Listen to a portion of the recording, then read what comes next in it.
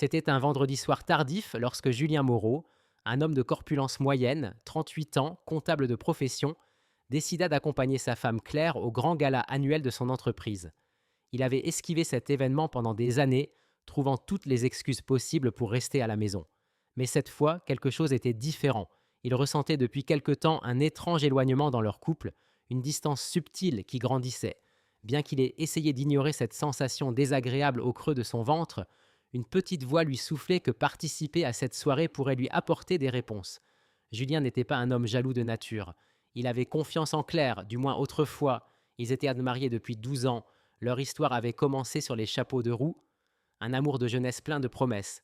Claire, belle et charismatique, avait toujours été le centre de l'attention dans n'importe quelle pièce. Julien, lui, était discret, réservé, et n'aimait pas être sous les projecteurs. Au début, ils se complétaient parfaitement. Mais au cours de la dernière année, quelque chose avait commencé à changer. Julien remarquait les soirées tardives au bureau, le besoin soudain d'espace, les sautes d'humeur inexpliquées. Il avait essayé d'en parler avec Claire, mais à chaque fois, elle balayait ses inquiétudes d'un revers de main, assurant que tout allait bien. Pourtant, il voyait bien qu'elle n'était pas totalement honnête. La façon dont elle évitait son regard quand il posait des questions simples, le sourire un peu trop éclatant qu'elle affichait quand elle mentait. Ces petits détails ne lui échappaient pas. Le soir du gala arriva, et Julien décida enfin de sortir de sa zone de confort pour accompagner sa femme.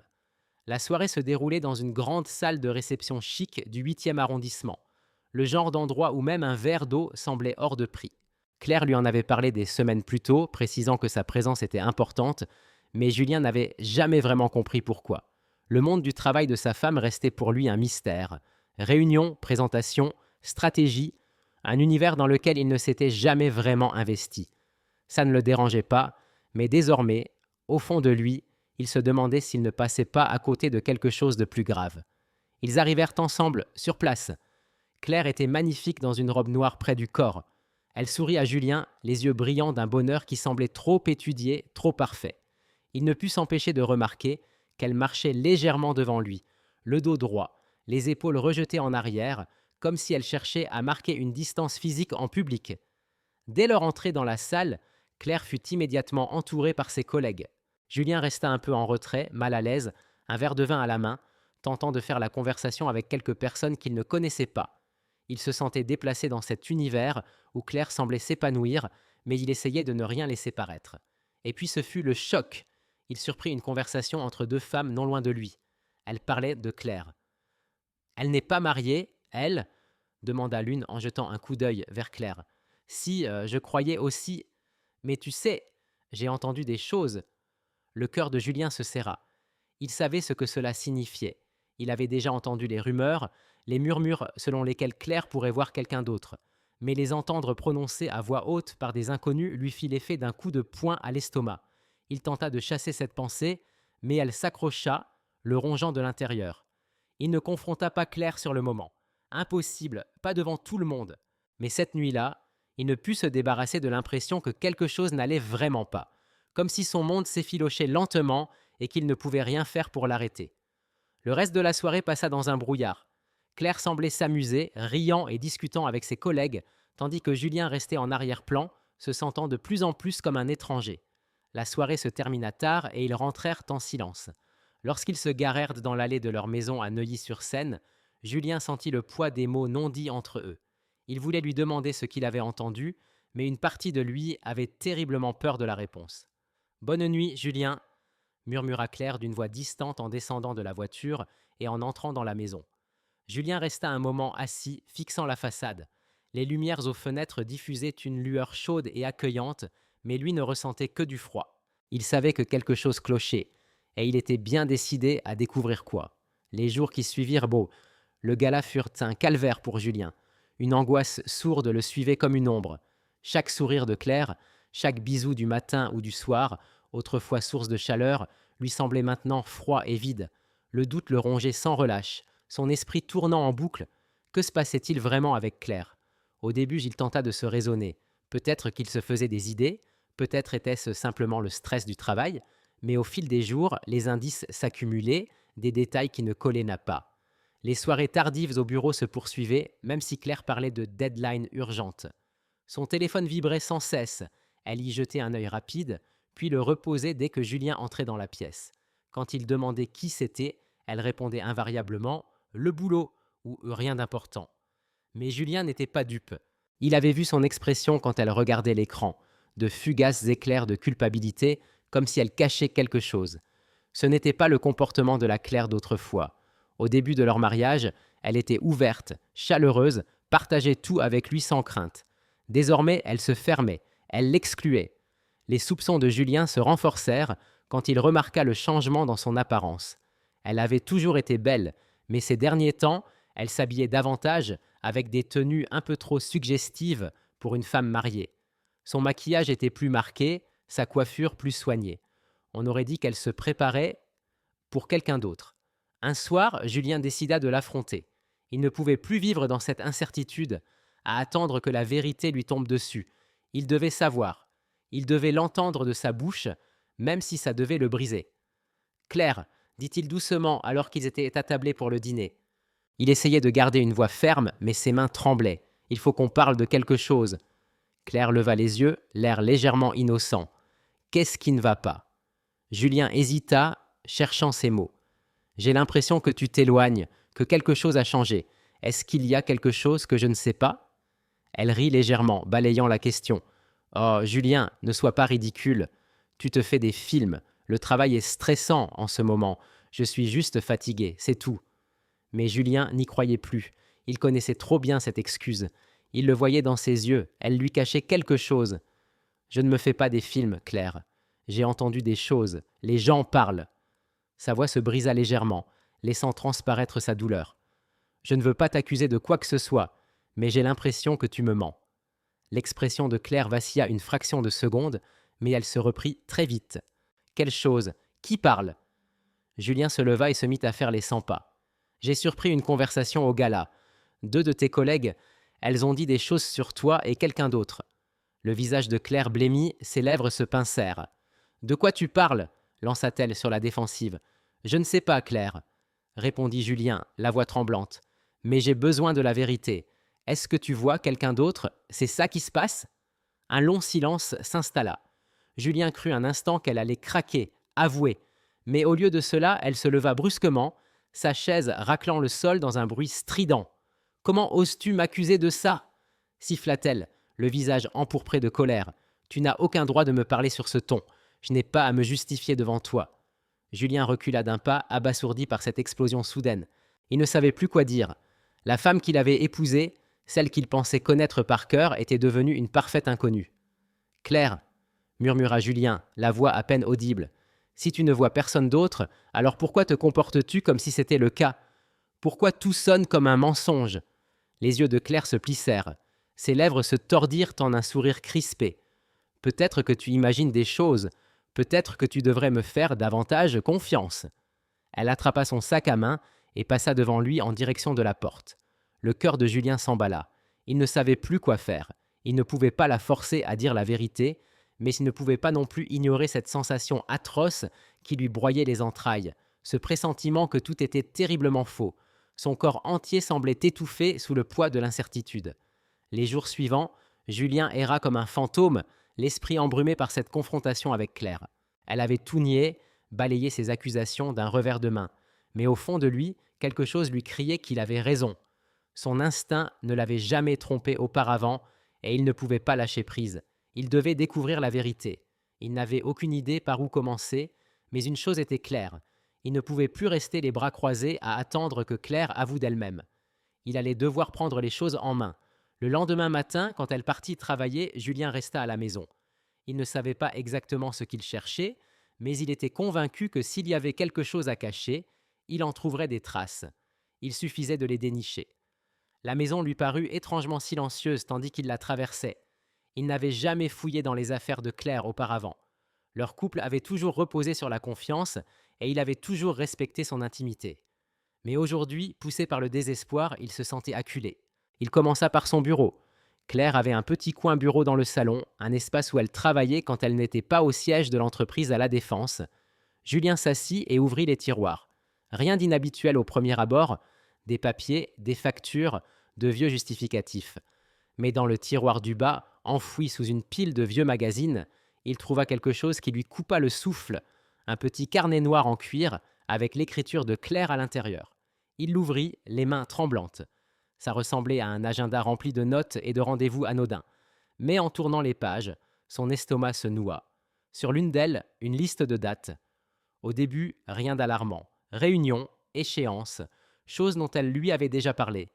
Puis il vit les entrées marquées en rouge: déjeuner avec Marc, réunion tardive avec Marc.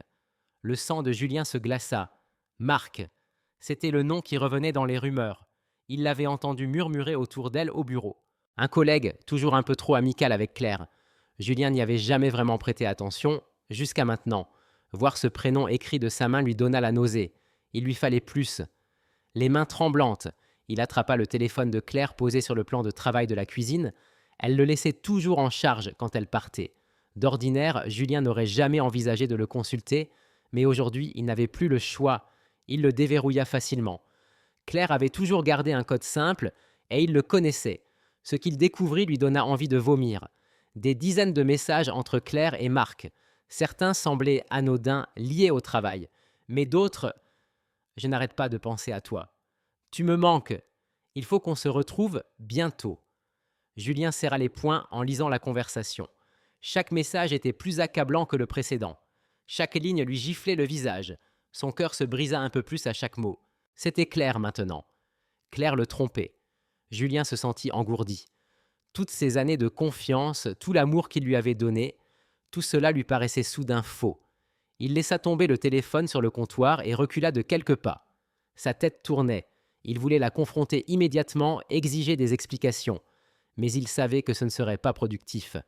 Il n'avait pas encore de preuves irréfutables, juste ses messages et son intuition. Il lui fallait quelque chose de concret, d'indéniable. Le reste de la journée, Julien réfléchit à la suite. Il avait besoin de temps pour digérer, pour décider comment gérer ça. Il ne pouvait pas l'affronter avant d'être absolument certain. Ce soir-là, Claire rentra tard, comme d'habitude. Julien avait déjà mangé, mais le silence entre eux était oppressant. Claire semblait ne rien remarquer ou faisait semblant. Elle l'embrassa sur la joue, ses lèvres glacées. « Salut Julien !» dit-elle d'une voix légère, presque insouciante. Julien ne répondit pas tout de suite. Il était encore sous le choc de ses découvertes. Mais quelque chose dans son attitude le fit craquer. Il ne pouvait plus faire semblant. « Claire, il faut qu'on parle !» dit-il d'une voix basse mais ferme. Elle le regarda, une lueur d'inquiétude traversant son visage. « Qu'est-ce qu'il y a encore ?» Julien se leva, les mains tremblantes. « Je sais pour toi et Marc. » Le visage de Claire perdit toute couleur. Ses yeux s'écarquillèrent sous le choc, mais Julien pouvait voir la culpabilité s'installer. C'était écrit sur son visage. « Julien, s'il te plaît, » commença-t-elle. Mais il l'interrompit. « Ne me mens plus, j'ai vu les messages, je sais pour votre liaison. » Claire ouvrit la bouche, mais aucun son n'en sortit. Pendant un instant, ils restèrent face à face, figés dans un duel silencieux. Le cœur de Julien battait à tout rompre, mais étrangement, il se sentait calme. Comme s'il reprenait enfin le contrôle d'une situation qui lui avait échappé depuis trop longtemps. « Je ne veux pas d'excuses, Claire, » reprit-il, la voix froide désormais. « J'ai passé des mois à ignorer ce qui crevait les yeux, mais tu m'as trahi. Je mérite mieux que ça. » Les yeux de Claire s'emplirent de larmes, mais Julien resta de marbre. Il en avait trop supporté, trop longtemps laissé ses promesses et ses demi-vérités le ramener en arrière. Il en avait fini. « Je pars », déclara-t-il simplement. « Je ne peux plus continuer comme ça. » Claire s'effondra sur une chaise, le visage enfoui dans les mains. Mais Julien ne trouva pas la force de ressentir de la compassion. La femme qu'il avait aimée, en qui il avait eu une confiance absolue, avait brisé cette confiance au-delà de toute réparation. Les jours qui suivirent pour la confrontation furent emplis d'un silence pesant. Julien quitta leur maison de Neuilly presque immédiatement, emportant seulement ce qui tenait dans sa voiture. La vie qu'ils avaient construite ensemble, les années de mariage, tous les souvenirs partagés, tout cela lui semblait soudain comme un rêve lointain dont il venait de se réveiller, douloureusement conscient de la vérité. La maison paraissait vide sans elle, mais Julien savait qu'il ne pouvait pas rester. Le poids de la trahison était trop lourd. Claire tenta de le contacter, envoyant des messages, appelant, mais Julien les ignora. Il savait exactement ce qu'elle dirait, des excuses, des promesses, encore des mensonges, le genre de manipulation dont elle avait toujours été si douée. Mais Julien n'était plus intéressé. Il n'y avait plus rien à sauver. Une semaine passa et Claire finit par se présenter à son nouvel appartement, un petit 2 pièces à Boulogne-Billancourt. Elle avait l'air différente, fatiguée, usée, comme si la réalité de leur rupture l'avait enfin rattrapée. Mais Julien ne ressentit ni la colère ni la tristesse qu'il avait imaginée. Il se sentait simplement engourdi. Il avait fait son deuil, et maintenant il ne cherchait plus qu'une chose, clore ce chapitre. « Je t'ai appelé sans arrêt », dit Claire debout maladroitement dans l'embrasure de la porte. Sa voix était douce, suppliante. « S'il te plaît, Julien, il faut qu'on parle. Je sais que j'ai tout gâché. Je sais que je t'ai fait mal, mais je suis désolé. On peut essayer de réparer ça ?» Julien ne bougea pas. Il resta dans la cuisine, dos à elle. Il s'était préparé à ce moment, mais entendre ces mots lui fit quand même mal. « Je ne sais pas ce que tu attends de moi, Claire, » répondit-il d'une voix calme mais distante. « Je ne vois pas comment tu peux espérer que je te pardonne après tout ça. » Claire fit un pas en avant, les yeux désespérés. « Julien, je t'aime. Je n'ai jamais voulu te faire souffrir. C'était une erreur avec Marc. » Julien leva la main pour l'arrêter. Il ne pouvait plus entendre ses excuses. « Non, ne présente pas ça comme une simple erreur. C'était un choix, Claire. Tu as choisi de me trahir, et ça, je ne pourrai jamais l'oublier. » Elle ouvrit la bouche comme pour protester, mais se ravisa. Julien vit les larmes dans ses yeux, mais il n'éprouva plus de pitié. Il avait assez pleuré pour eux deux, pour tout leur mariage. Maintenant, c'était fini. « Tu disais que tu m'aimais, » reprit Julien, la voix à peine plus forte qu'un murmure. « Mais si c'était vrai, tu n'aurais pas fait ça. Tu n'aurais pas gardé ce secret si longtemps. Tu ne m'aurais pas laissé vivre dans ce mensonge. » Claire s'effondra sur le canapé, le visage dans les mains. « J'avais peur, » sanglota-t-elle. « Peur de te perdre, mais aussi peur de ce que je devenais. Je ne savais pas comment arrêter. Mais je n'ai jamais voulu te faire du mal. Je n'ai jamais voulu que ça finisse comme ça. » Julien la regarda, le cœur lourd mais résolu. « Tu as eu l'occasion d'arrêter, Claire. Tu as choisi de ne pas le faire. Et maintenant, on en est là. Il n'y a pas de retour en arrière possible. » Ils restèrent longtemps sans rien dire. Le silence entre eux était plus assourdissant que n'importe quelle parole. Julien se sentait épuisé, vidé par tout ce qui s'était passé. Il l'avait aimé. Mais l'amour, désormais, ne suffisait plus. La confiance, une fois brisée, ne se reconstruisait pas. Pas comme ça.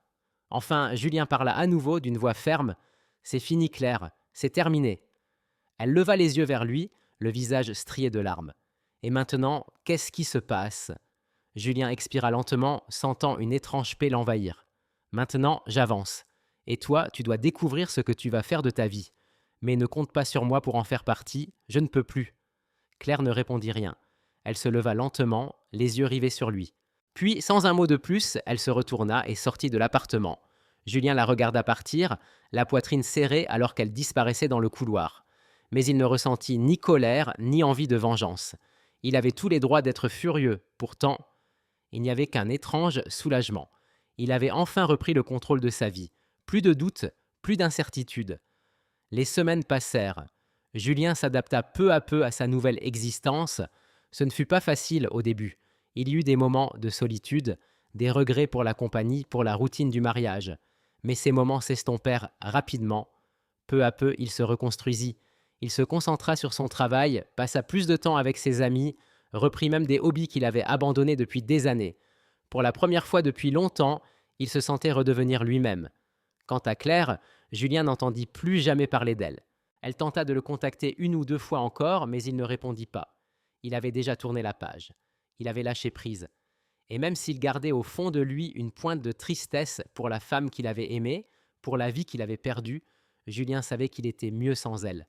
La femme qu'il croyait connaître, celle en qui il avait eu une confiance absolue, n'avait jamais vraiment été celle qu'il imaginait. La trahison, aussi douloureuse fût-elle, l'avait libéré.